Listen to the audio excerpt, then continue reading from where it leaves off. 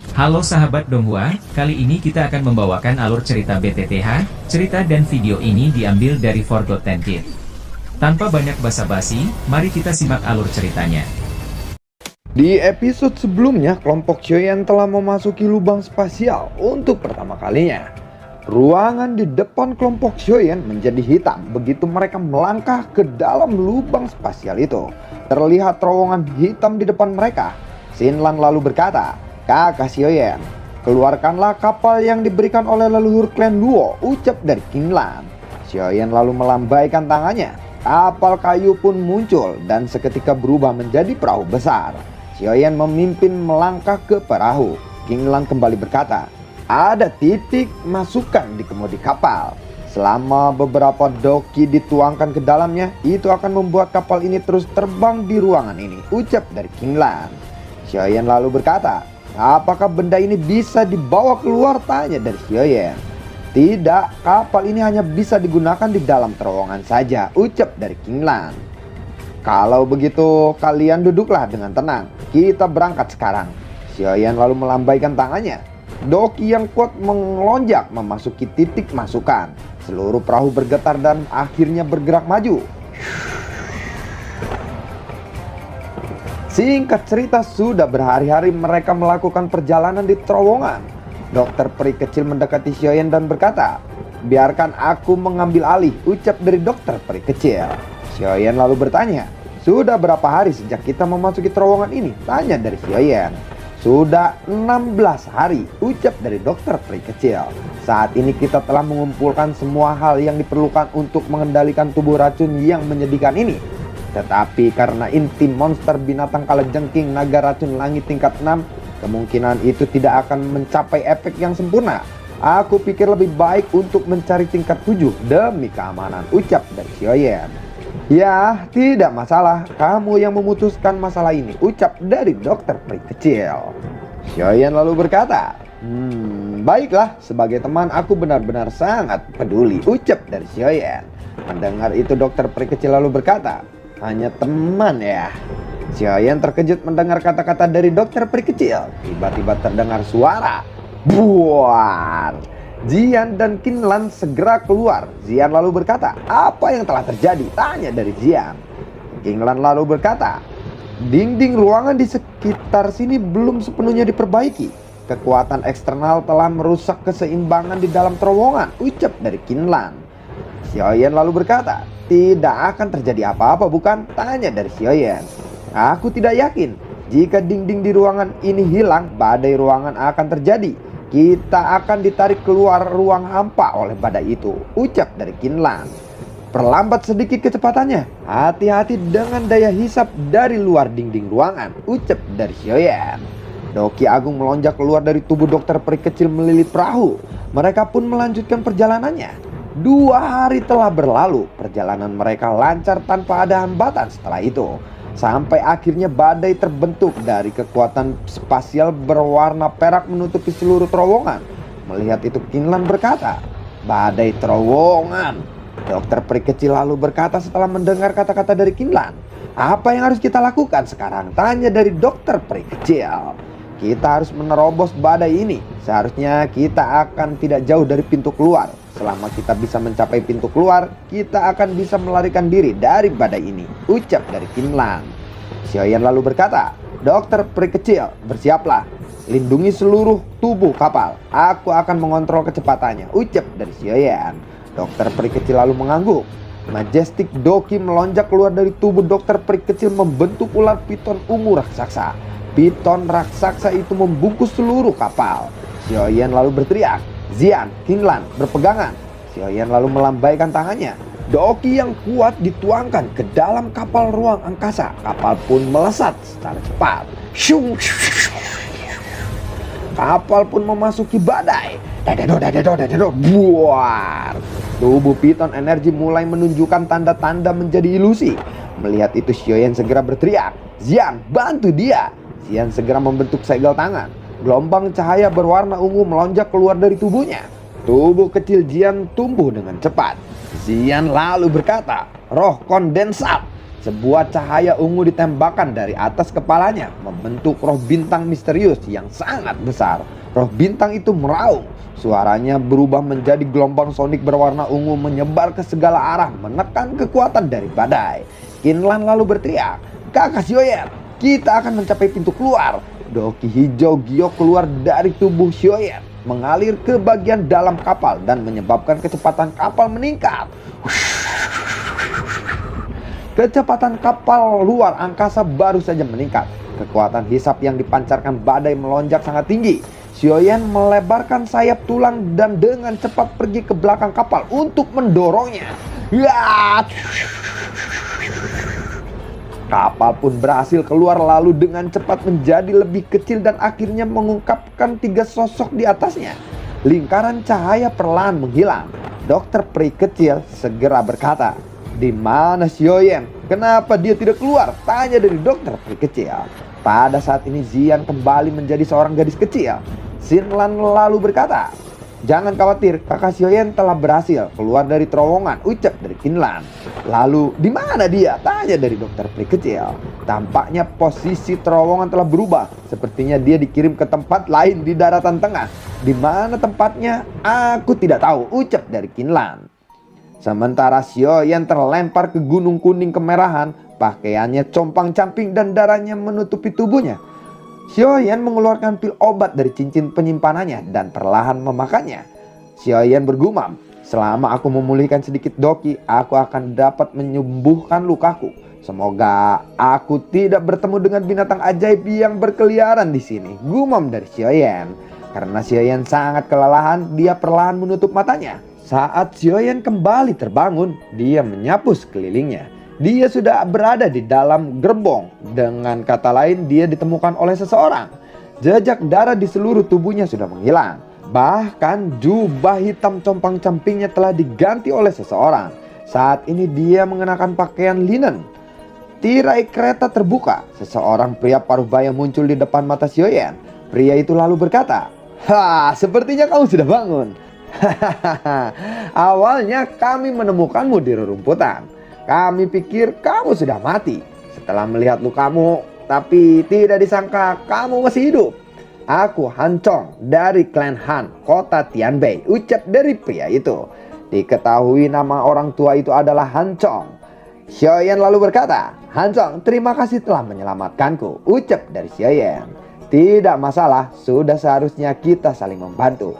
Selain itu, hanya ini yang bisa aku lakukan. Aku tidak mengerti tentang lukamu. Jika kita tiba di kota Tianbei, aku akan memanggil seseorang alkemis untuk membantu merawatmu," ucap dari Han Chong. Xiaoyan hanya tersenyum. Xiaoyan bertanya, "Han Chong, apakah ini daratan tengah?" tanya dari Xiaoyan. Han Chong lalu menjawab, "Iya betul, ini wilayah utara daratan tengah. Apakah kamu bukan berasal dari daratan tengah?" tanya dari Han Chong.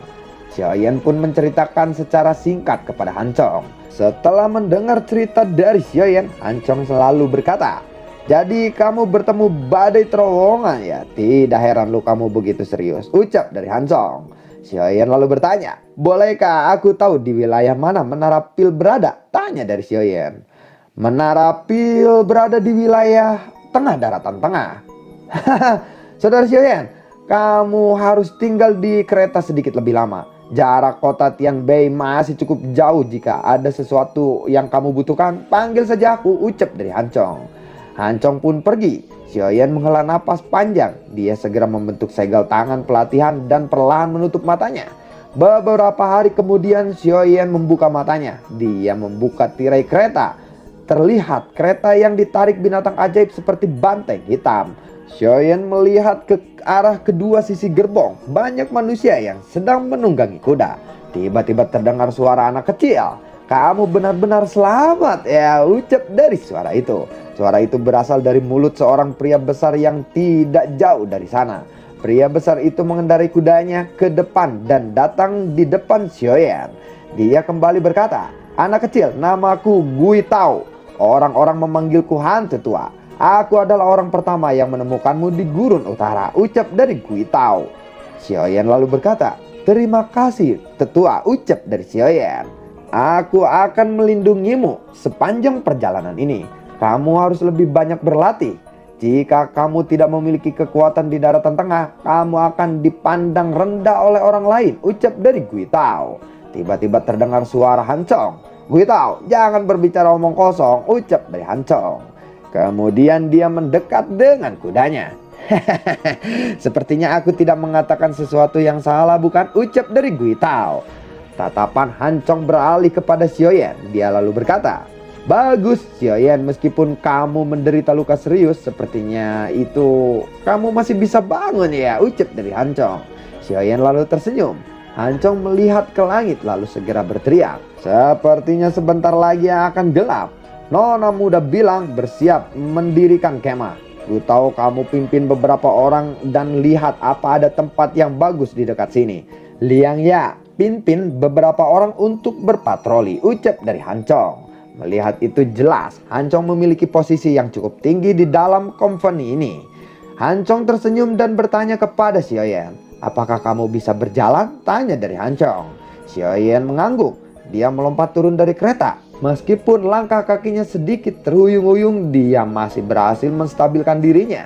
Melihat ini Han Chong kembali berkata, sepertinya kamu masih perlu memulihkan diri, ucap dari Han Chong. Setelah itu Han Chong berbalik dan bersiap mengumpulkan orang untuk mendirikan kemah. Beberapa saat kemudian sudah banyak tenda berwarna putih berdiri.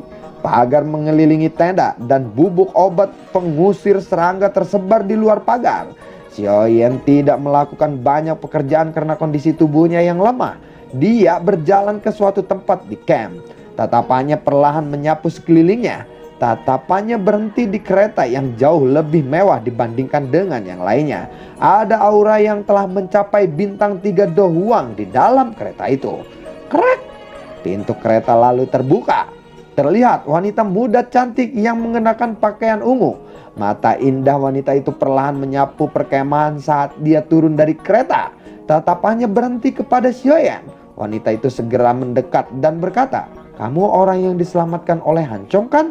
Ucap dari wanita itu. Xiaoyan lalu berkata, iya nona, ucap dari Xiaoyan. Wanita muda itu lalu berkata kembali, ada aturan dalam konvoi klan Hanku. Konvoi tidak akan membiarkan orang-orang bermalas-malasan. Karena kamu terluka, tidak masalah, tapi aku harap kamu tidak hanya duduk. Aku yakin kamu masih punya kekuatan untuk memasang pagar, bukan? Tanya dari wanita itu. Xiaoyan lalu mengangguk. Wanita itu kembali berkata, namaku Han Xue, dan saat ini aku adalah orang yang mengelola konvoi ini. Kamu bisa mencariku jika kamu memiliki masalah. Ini adalah obat penyembuhan. Selain itu, kita akan melewati wilayah luar iblis Qianmang. Kamu harus berhati-hati. Bersembunyilah di kereta dan jangan keluar, ucap dari Han Xue. Setelah mengatakan itu, Han Xue berjalan ke tenda melewati Xiaoyan. Malam secara bertahap menutupi seluruh gurun. Xiaoyan duduk di samping tumpukan api. Tiba-tiba terdengar suara. Xiaoyan, kemarilah. Minumlah sedikit untuk menghangatkan tubuhmu. Gurun itu sangat dingin. Suara itu ternyata berasal dari Han Chong. Xiaoyan lalu berkata, terima kasih tetua Han Chong. Setelah mengatakan itu, Xiaoyan mengangkat gelas anggur dan menengguknya. Melihat itu beberapa penjaga klan berkata, teman kecil Xiaoyan, lumayan kamu masih memiliki jiwa seorang pria, ucap dari beberapa penjaga klan Han di sekitarnya. Baru saja Xiaoyan akan berbicara, tenda di tengah perkemahan tiba-tiba terbuka dan Han Xue berjalan keluar. Setelah itu dia duduk di samping api tidak jauh dari kelompok Xiaoyan. Xiaoyan menoleh dan menatap Han Xue. Han Chong di samping Xiaoyan berkata, hehehe, kenapa? Apakah kamu jatuh cinta kepada nona muda itu? Ucap dari Han Chong. Mendengar itu, Xiaoyan tertawa dan menggelengkan kepalanya. Han Chong kembali berkata, tidak perlu malu. Tidak ada yang bisa lolos dari pesona nona muda itu.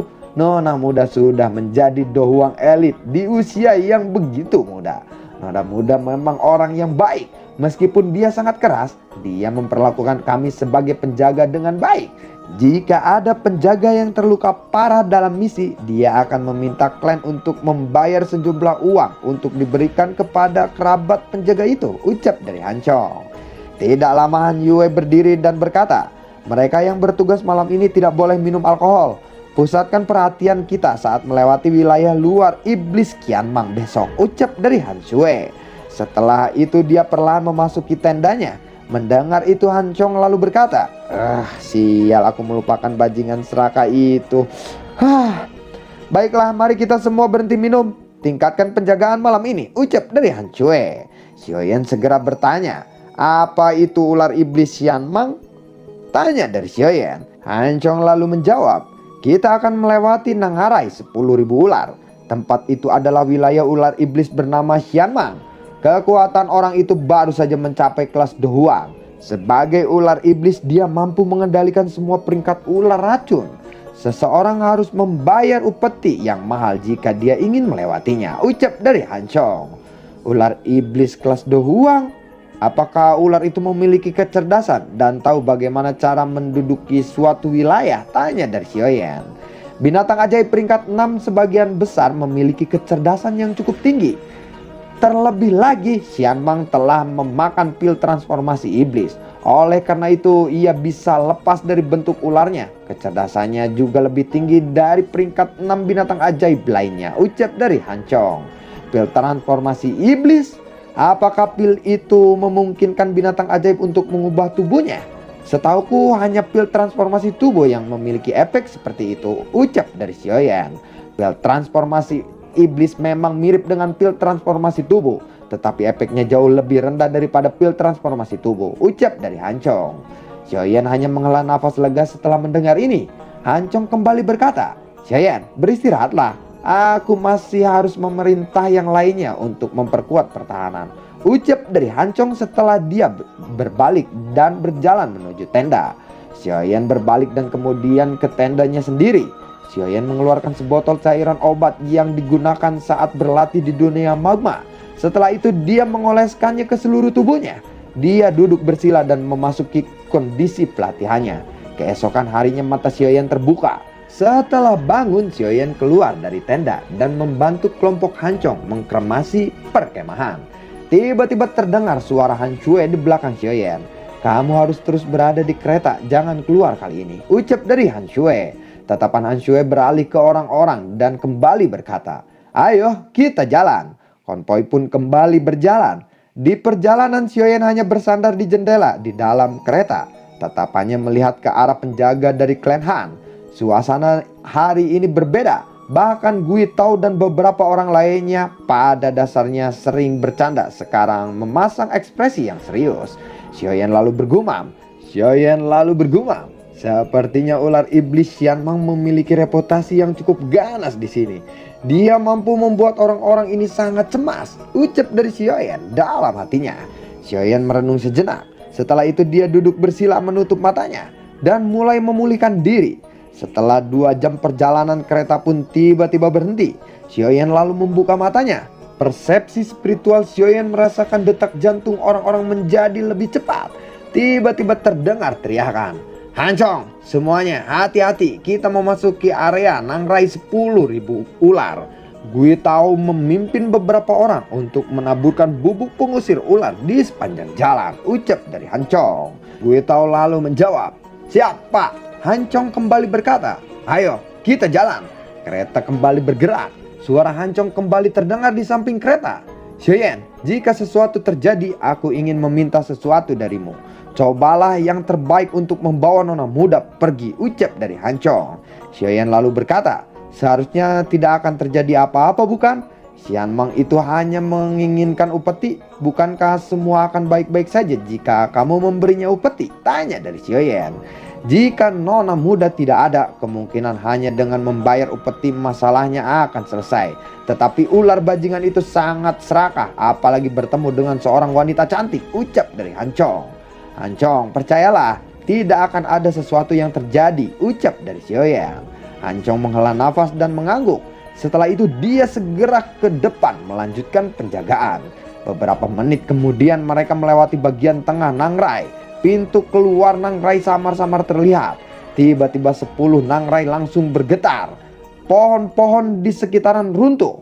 Melihat itu Hancong lalu berkata, sial, kita sudah ketahuan. Tingkatkan kecepatan kita. Baru saja mereka meningkatkan kecepatan, tiba-tiba banyak sosok besar menghadang. Melihat itu Hancong lalu berkata, hah, sialan, Ular besar yang tak terhitung jumlahnya menghalangi jalan mereka. Tawa aneh tiba-tiba terdengar. Sekelompok orang bodoh berpikir bisa melewatiku. Segera sosok hitam hijau dengan cepat terbang dan turun dari atas nangrai. Anggota tubuh orang itu dipenuhi dengan sisik hitam hijau. Sosok itu adalah Xian Mang. Xian Mang lalu berkata, "Kalian semua harusnya tahu aturanku, bukan?" Ucap dari Xian Mang. Mendengar itu Han Chong segera berkata, "Tentu saja kami tahu tentang itu, Komandan Xian Mang. Kami adalah konvoi klan Han dari kota Tianbei. Ini adalah hadiah kecil. Aku harap komandan akan menerimanya," ucap dari Han Chong. Xian Mang mengulurkan tangannya. Sebuah kekuatan hisap menarik kartu kristal dari tangan Han Chong. Xian Mang berkata, "Hahaha, tidak buruk, tidak buruk, tidak buruk," ucap dari Xian Mang. Han Chong lalu kembali berkata, "Kalau begitu, bisakah komandan membiarkan konvoi kami ini lewat?" Tanya dari Han Chong. "Tentu saja." Jari Xian Mang tiba-tiba menunjuk ke kereta tempat Han Shui berada. "Tetapi tinggalkan dia," ucap dari Xian Mang. Mendengar itu Han Chong segera bertanya, "Apa maksud komandan?" Tanya dari Han Chong. Xian Mang mengabaikan perkataan dari Han Chong. Xian Mang lalu berkata, "Hehehe, gadis kecil, tidak perlu bersembunyi. Aku mencium wewangian pada tubuhmu dari jarak yang sangat jauh. Karena itu keluarlah kali ini," ucap dari Xian Mang. Tiba-tiba atap kereta Han Shui pecah. Buar! Han Shui muncul, tangannya mengepal. Sebuah pedang panjang muncul. Dia segera mengepakkan sayap doki di punggungnya dan menyerang ke arah Xian Mang. Pilar doki berwarna hijau giok melesat keluar dari tubuh Xian Mang dan akhirnya menabrak pedang panjang Han Shui. Buar! Ting! Pedang panjang Han Shui seketika hancur. Melihat itu Han Chong segera berteriak, "Komandan Xia, jika kamu menyerang kami, kepala klan Han dan sesepuh tidak akan melepaskanmu," ucap dari Han Chong. Mendengar itu Xian Mang berkata, "Klan Han ya, apa yang bisa mereka lakukan padaku? Aku selalu bisa melarikan diri jika aku tidak bisa mengalahkan mereka. Selain itu, selama aku membunuh kalian semua di sini, maka tidak akan ada orang yang tahu." Ucap dari Xian Mang. Setelah itu mulut Xian Mang mengeluarkan suara mendesis. Ular berbisa yang tak terhitung jumlahnya menembak ke arah konvoi. Sebelum ular-ular itu mendekati konvoi, bola api yang tak terhitung jumlahnya muncul menabrak semua ular-ular itu. Buar! Semua orang terkejut melihat itu. "Wah, apa itu?" tanya dari orang-orang. Lalu bagaimanakah kelanjutan ceritanya? Terima kasih telah menyimak video ini dari awal sampai akhir ya. Sampai jumpa.